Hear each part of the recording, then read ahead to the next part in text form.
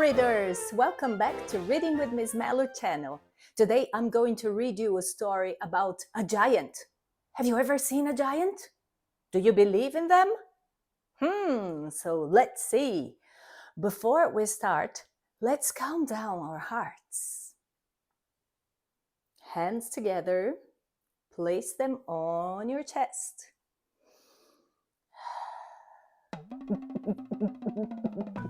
Ooh, it's very excited. I got it. Ooh, calm down, buddy. Calm down. It's time for the story. It's calmer now. Now, let's put it back. Otherwise, we're going to die.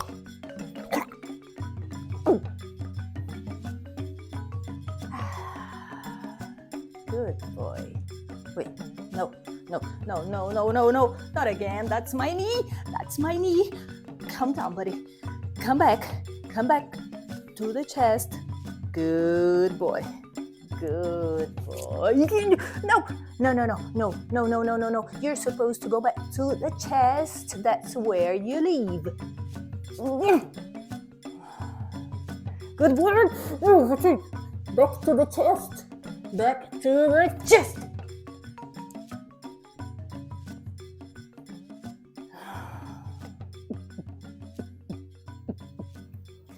Shh. It's time to listen to the story. The story I'm reading to you today is called The Spiffiest Giant in Town. This story was written by Julia Donaldson and illustrated by Axel Scheffler. If you ever read a book called The Gruffalo, it's the same author. George was a giant, the scruffiest giant in town. He always wore the same pair of old brown sandals and the same old patched-up gown. I wish I wasn't the scruffiest giant in town, he said sadly.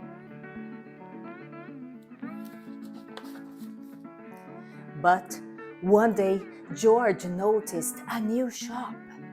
It was full of spiffy clothes, so he bought a spiffy shirt, a spiffy pair of pants, a spiffy belt, a spiffy striped tie, some spiffy socks with diamonds on the sides, and a pair of spiffy shiny shoes. Now I'm the spiffiest giant in town, he said proudly. George left his old clothes behind in the shop. He was about to go home when he heard a sound.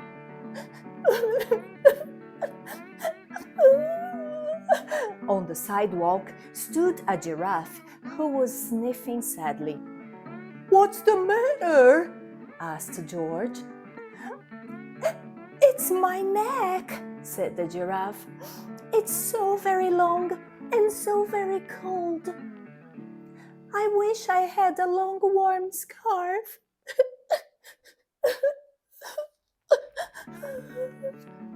"Cheer up," said George, and he took off his striped tie. "It didn't match my socks anyway," he said as he wound it around and around the giraffe's neck. It made a wonderful scarf. "Thank you," said the giraffe. As George strolled toward home, he sang to himself. "My tie is a scarf for a cold giraffe, but look me up and down, I'm the spiffiest giant in town." George came to a river. On a boat stood a goat who was bleating loudly. "What's the matter?" said George. "It's my sail," said the goat.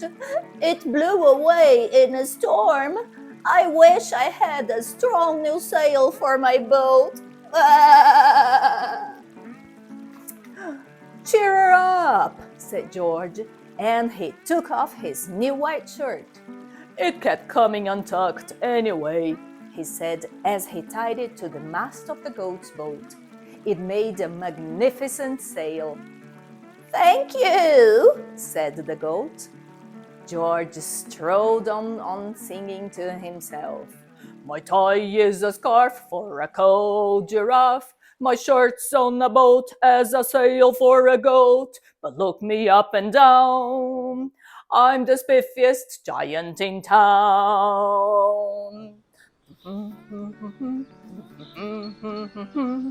George came to a tiny ruined house. Beside the house stood a white mouse with lots of baby mice. Squeak, squeak, squeak, squeak. They were all squeaking. What's the matter? asked George. It's our house, squeaked the mother mouse. It burned down and now we have nowhere to live. I wish we had a nice new house. Cheer up, said George, and he took off one of his shiny shoes. It was giving me blisters anyway, he said, as the mouse and her babies crumbled inside. The shoe made a perfect home for them.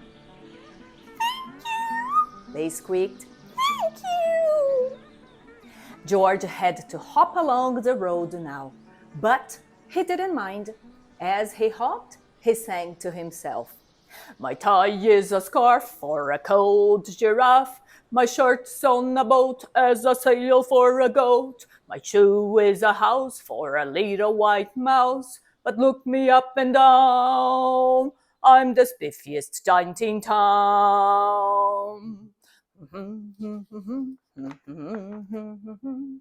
George came to a campsite. Beside a tent stood a fox who was crying. What's the matter? asked George. It's my sleeping bag, said the fox. I dropped it in a puddle. I wish I had a warm, dry sleeping bag. Oh, cheer up, said George, and he took off one of his socks with diamonds on the sides. It was tickling my toes anyway, he said as the fox snuggled into it. It made a very fine sleeping bag. Thank you, said the fox. George hopped on, singing to himself. My tie is a scarf for a cold giraffe. My shirt's on a boat as a sail for a goat. My shoe is a house for a little white mouse. One of my socks is a bed for a fox. But look me up and down, I'm the spiffiest giant in town.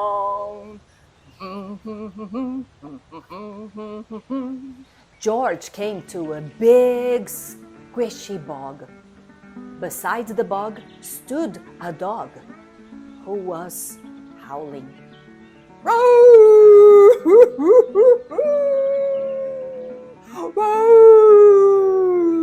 What's the matter? asked George.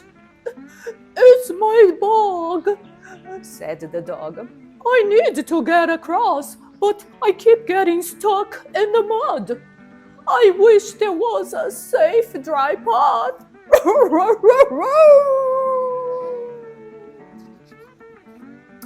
Cheer up, said George, and he took off his spiffy new belt.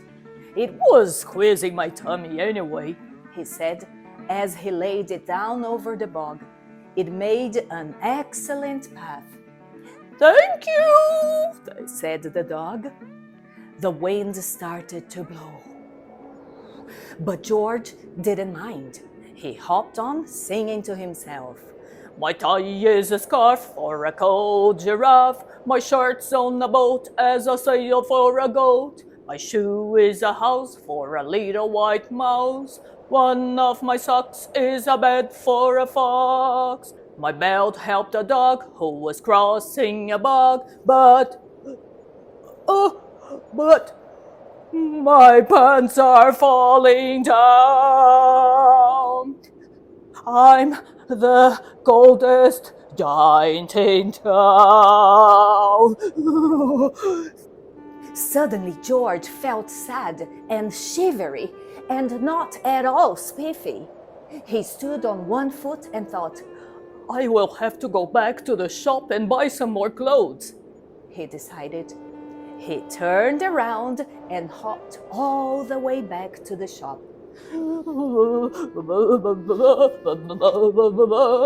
But when he got there, uh-oh, it was closed. Oh no, cried George.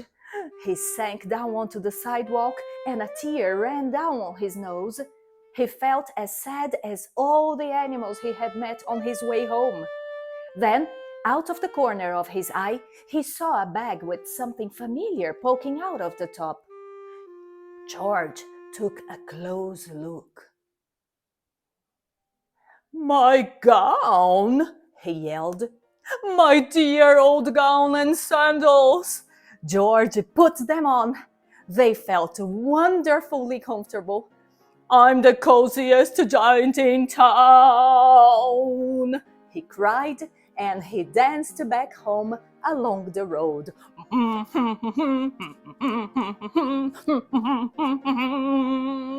Outside his front door stood all the animals he had helped.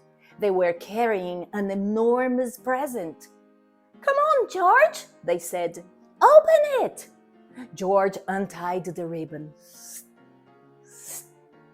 Inside was a beautiful gold paper crown and a card. Look inside the card, George, said the animals. George put the crown on his head and opened the card. Inside it said, You gave your scarf to a cold giraffe. Your shirt is on a boat as a sail for a goat. Your shoe is a house for a little white mouse. One of your socks is a bed for a fox. Your belt helped a dog who was crossing a bog. So here is a very fine crown to go with the sandals and gown of the kindest giant in town. And that was The Spiffiest Giant in Town, written by Julia Donaldson and illustrated by Axel Scheffler. So friends, that was an amazing story. I really like it. I really like Julia Donaldson. Let me know your thoughts. You can ask one grown-up to send me a message on Instagram, or you can ask them to help you record an audio for myself. Also, if you want me to read any specific book, let me know. Give your thumbs up if you liked this video, share, and I'll see you next time. Bye-bye.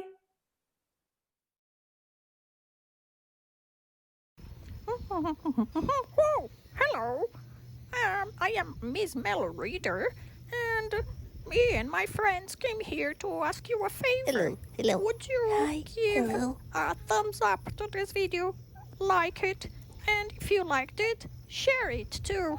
Help us grow, please. Help Miss Mellow. I think I'm going to watch all the other videos again. Yes, Let's let's go, watch friends. them. Bye-bye. Yes.